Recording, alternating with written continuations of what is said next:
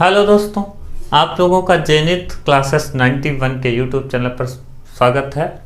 आज हम लोग यहाँ पर कक्षा 12 की रसायन विज्ञान में गैल्वेनिक सेल के बारे में पढ़ने वाले हैं। अच्छा, एक बात और भी समझ लीजिए, गैल्वेनिक सेल का जो इंट्रोडक्शन क्लास है वो इसके पहले हो चुका है।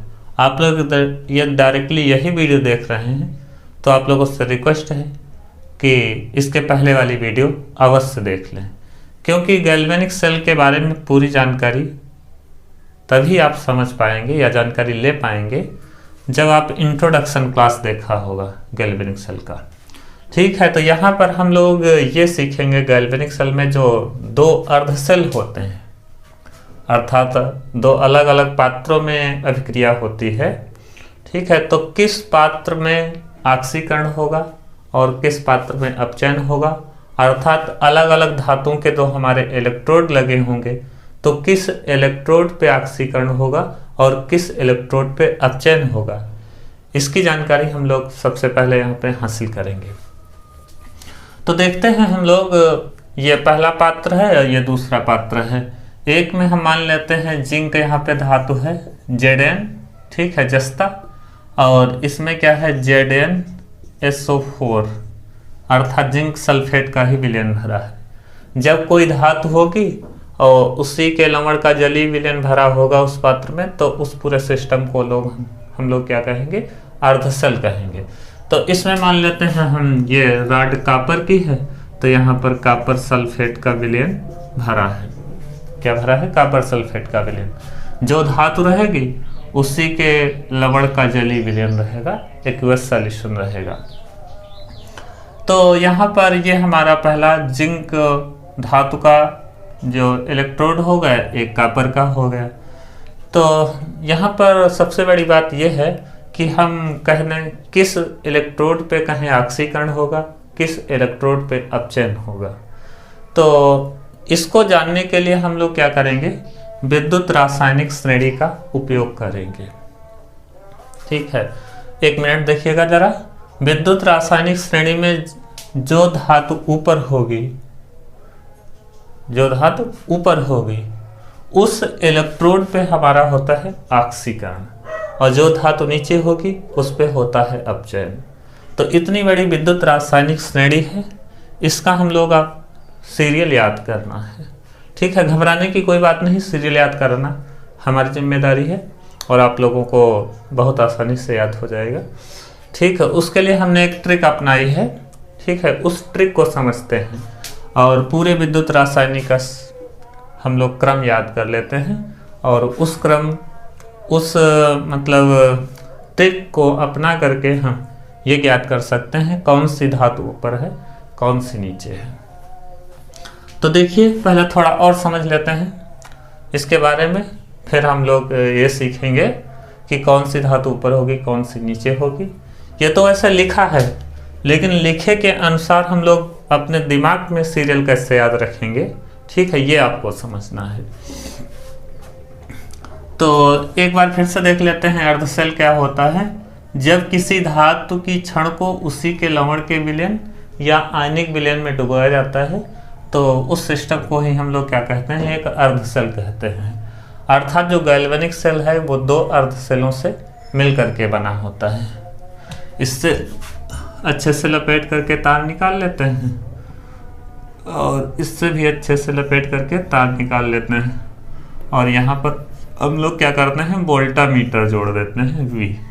ठीक है, वोल्टामीटर से हम क्या करते हैं, विद्युत धारा को मापते हैं। तो यहाँ पर देखते हैं विद्युत धारा आती हुई प्रतीत होती है। ठीक है, तो सब देखिएगा जरा। अब यहाँ पर हम देख रहे हैं कि जिंक का स्थान कहाँ पर है, ये तो लिखा गया है जिंक। अच्छा, ये विद्युत रासायनिक श्रेणी हमने यहाँ से शुरुआत की है और इसके नीचे ये चीज़ आनी चाहिए, लेकिन यहाँ पे जगह नहीं है तो इधर लिख लिया गया है। ठीक है, घबराने की कोई बात नहीं है। मतलब ये है Fe के नीचे आना चाहिए Cd। ठीक है, कैडमियम। अच्छा, यहाँ पर देखिएगा जिंक, यहाँ पर ये जिंक लिखी गई है Zn, और यहाँ पर आपका क्या है Cu है। तो इसका मतलब ये हुआ कि Cu विद्युत रासायनिक श्रेणी में ऊपर है, तो जो धातु ऊपर होगी उस पे क्या होगा, ऑक्सीकरण, क्रिया काहे की होगी, ऑक्सीकरण। अर्थात आप लोग ये भी समझ लीजिए एक बात को, जो हमारा गैल्वेनिक सेल होता है वो रेडॉक्स क्रिया पर आधारित होता है। वैसे ये चीज़ आप लोगों को विस्तार से हम पहले वाली वीडियो में बता चुके हैं, लेकिन यहाँ पर भी समझ लीजिए ऑक्सीकरण और अपचयन, एक इलेक्ट्रोड पे ऑक्सीकरण दूसरे पे अपचयन होगा, तो ऑक्सीकरण होगा, और ये धातु क्या है, नीचे है, तो इस पे क्या होगा, अपचयन होता है, अपचयन। ठीक है, ऑक्सीडेशन होगा, इसमें रिडक्शन होगा, ठीक है, अपचयन होगा। अच्छा, जिस इलेक्ट्रोड पे ऑक्सीकरण होता है उसको हम लोग कहते हैं एनोड। ठीक है, ये बात बहुत ध्यान देने योग्य बात है, ये चीज़ आपको नोट करना पड़ेगा कि जिस इलेक्ट्रोड पे ऑक्सीकरण होता है उसको हम लोग क्या कहते हैं, एनोड। ये एनोड होता है, और एनोड पे चार्ज क्या होता है, माइनस होता है। बहुत ध्यान देने योग्य बात है, एनोड पे क्या होता है, माइनस चार्ज होता है। अपचयन होता है उसको कहते हैं हम लोग कैथोड, क्या कहते हैं, कैथोड। और कैथोड पे क्या होता है, प्लस चार्ज होता है, कैथोड पे क्या होता है, प्लस चार्ज होता है। ठीक है, हो सकता है आपको सुनने में उल्टा लग रहा हो, लेकिन ऐसी कोई बात नहीं, घबराने की बात नहीं है। कैथोड पे क्या होता है, प्लस चार्ज होता है, अर्थात इस पे अपचयन होता है। दो बातें आप यहाँ पे नोट करिएगा। ठीक है, एनोड किससे कहते हैं, ठीक है, एनोड। तो एनोड क्या होता है कि जिस इलेक्ट्रोड पे ऑक्सीकरण होता है उसे एनोड कहते हैं। जिस इलेक्ट्रोड पर ऑक्सीकरण होता है, ऑक्सीकरण होता है उससे एनोड कहते हैं। आप लोग इससे पहले ये ऐसे परिभाषित करते होंगे एनोड को, जिस इलेक्ट्रोड पे माइनस होता है उसको एनोड कहते हैं, लेकिन असल में होता क्या है, जिस इलेक्ट्रोड पे ऑक्सीकरण होता है उसको हम लोग क्या कहते हैं, एनोड कहते हैं, और एनोड पे क्या होता है, माइनस चार्ज होता है। और कैथोड क्या होता है, कैथोड, तो कैथोड क्या होता है, जिस इलेक्ट्रोड पे अपचयन होता है, जिस इलेक्ट्रोड पर अपचयन होता है उसे क्या कहते हैं, कैथोड कहते हैं, सॉरी, उसे कैथोड कहते हैं, उसे क्या कहते हैं, कैथोड कहते हैं। तो ये दो बातें नोट कर लीजिएगा। अच्छा, एक बात और समझिएगा जरा, डस्टर कहाँ है, ये रहा डस्टर, ये बात नोट करिएगा जल्दी से।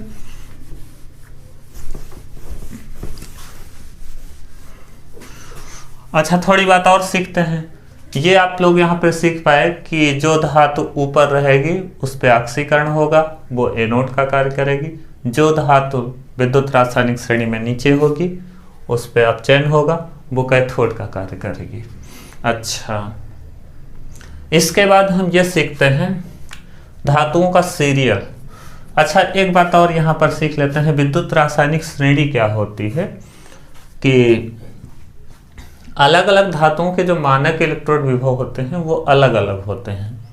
अरे अलग अलग धातुएं होंगी तो इलेक्ट्रोड विभव तो अलग अलग होंगे ही। ठीक है, सिंपल सी बात है कि अलग अलग धातुओं के मानक इलेक्ट्रोड विभव अलग अलग होते हैं, और इन मानक इलेक्ट्रोड विभव को बढ़ते हुए क्रम में जिस श्रेणी में रखा जाता है, अर्थात मानक इलेक्ट्रोड विभव के बढ़ते हुए क्रम में तत्वों को एक श्रेणी में रखा जाता है, उस श्रेणी को ही हम लोग क्या कहते हैं, विद्युत रासायनिक श्रेणी कहते हैं। एक बार पुनः समझ लीजिए, अलग अलग धातुओं के मानक इलेक्ट्रोड विभव जो होते हैं वो अलग अलग होते हैं, मानक इलेक्ट्रोड विभव अलग अलग होते हैं। और धातुओं को मानक इलेक्ट्रोड विभव के बढ़ते क्रम में रखने पर एक श्रेणी प्राप्त होती है जिसे विद्युत रासायनिक श्रेणी कहते हैं। ये परिभाषा आप लोग नोट कर लीजिएगा। एक बार पुनः समझ लीजिए, अलग अलग धातुओं के मानक इलेक्ट्रोड विभव अलग अलग होते हैं। धातुओं को मानक इलेक्ट्रोड विभव के बढ़ते क्रम में रखने पर एक श्रेणी प्राप्त होती है जिसे विद्युत रासायनिक श्रेणी कहते हैं। अच्छा, अब हम लोग यहाँ पर याद करेंगे कि तत्वों का सीरियल क्या है। आप सीरियल को कैसे याद रखेंगे अपने दिमाग में, अपने मन में।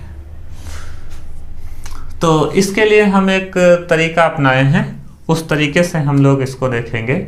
जैसे सबसे पहले Li है, Li से हम लिख लेंगे लीना, ठीक है, नाम होता है लीना। सॉरी, यहाँ पे के लिख दिया गया है, सॉरी, यहाँ पे के ही तो होगा। लीना कहे बस, SR से स्कूटर, ठीक है, CA से कार, NA से ना, MG से मांग।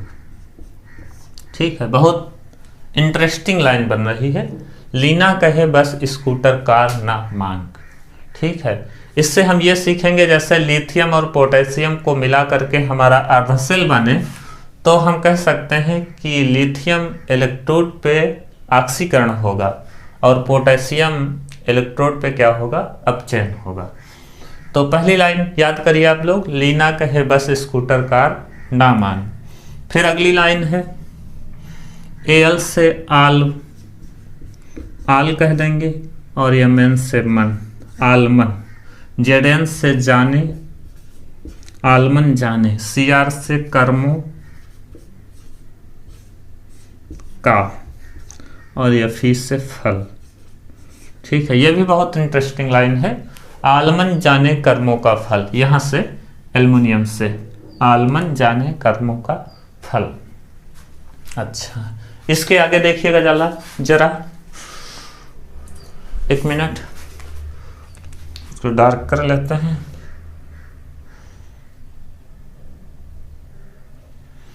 हाँ, देखिएगा CD से, CD क्या होता है, कैडमियम, तो इसको लिख देंगे कदमों,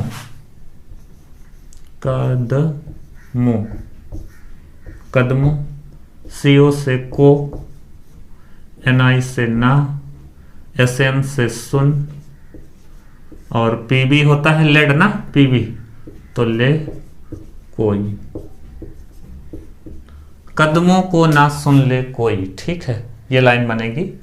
तो CD से कदमों हो गया, CO से कोबाल्ट को कह दिया, Na ना, Sn से सुन, Pb लेड होता है, ले कोई। अच्छा, हाइड्रोजन न्यूट्रल है, अर्थात इसका मानक अपचयन विभव 0 है, तो इसको छोड़ दीजिएगा, आप लोगों को याद भी हो जाएगा। फिर Cu से कापर, तो कुछ, Hg से है, Ag से आगे, कुछ है आगे, और पता है उन्हें, ठीक है, कुछ है आगे, पता है उन्हें। तो आप लोग एक दो बार सीरियल देख लीजिएगा और मन में याद करिएगा, तो आप लोगों को ये सीरियल याद हो जाएगा बहुत आसानी से, ठीक है। तो आप लोग ये समझ गए कि कौन सी धातु पे ऑक्सीकरण होगा, किस पे अपचयन होगा, ये आप लोगों को सीरियल याद करना है, ठीक है, बहुत आसानी से याद हो जाएगा।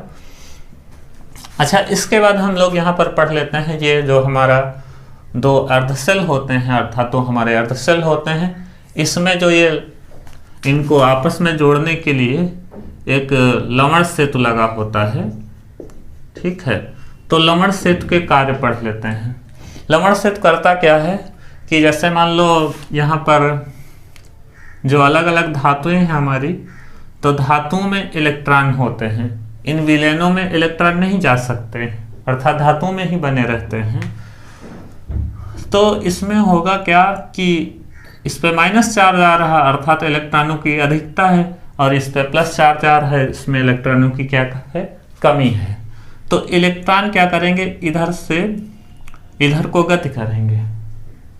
इलेक्ट्रॉन मतलब माइनस वाले से प्लस की तरफ, अर्थात यहाँ पर इलेक्ट्रॉनों की कमी है तो माइनस चार्ज यहाँ पर है, तो इलेक्ट्रॉन इधर को गति करेंगे। ठीक है, तो यहाँ पर जो हमारे विलयन में क्या होगा, इस वाले पात्र में देखिएगा ZnSO4 का ये जलीय विलयन रहेगा, एक्वस सॉल्यूशन।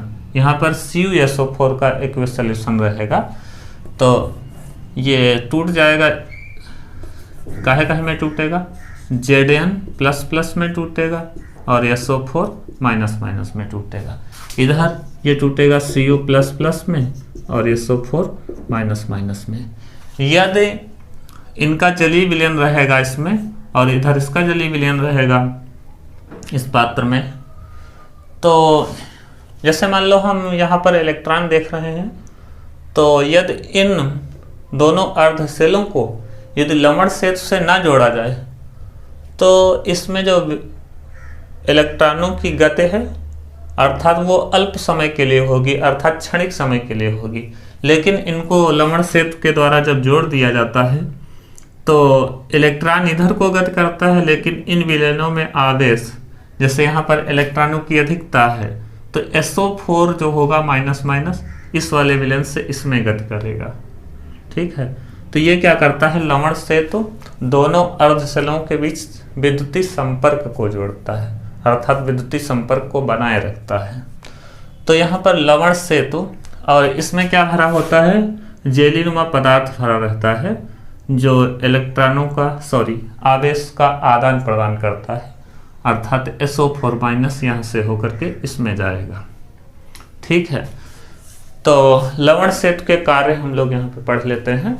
ये इंपॉर्टेंट क्वेश्चन है, कई बार पूछा गया है कि लवण सेतु के कोई दो कार्य बताइए। तो लवण सेतु के कार्य, लवण सेतु के कार्य, तो नंबर 1 कार्य क्या होगा लवण सेतु का, यह दोनों अर्धशेलों के बीच विद्युतीय संपर्क को बनाता है। नंबर 1, यह दोनों अर्धशेलों के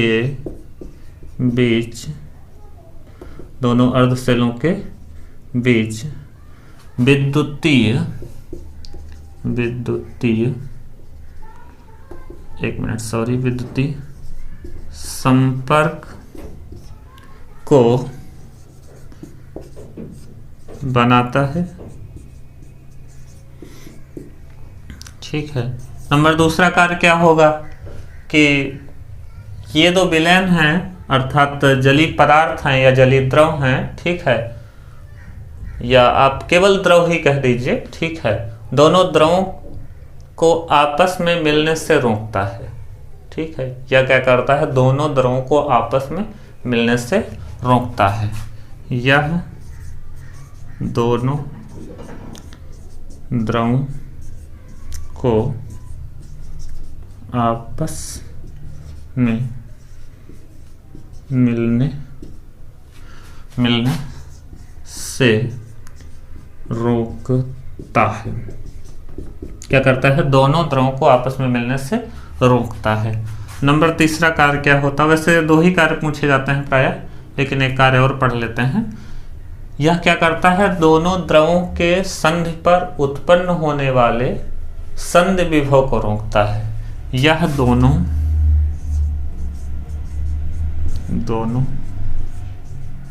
द्रवों की संधि अर्थात ज्वाइंट पर, दोनों द्रवों की संधि पर उत्पन्न होने वाले संधि विभव को रोकता है।